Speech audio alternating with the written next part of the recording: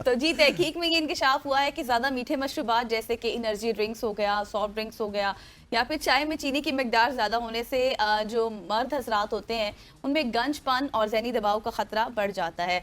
और बीजिंग की एक यूनिवर्सिटी ने ये रिसर्च की है जिसके मुताबिक ये चीज़ सामने आई है कि जो मर्द बाकायदगी से चीनी वाले मशरूबात पीते हैं उनमें मेल पैटर्न बैडनेस का इम्कान ज़्यादा होता है।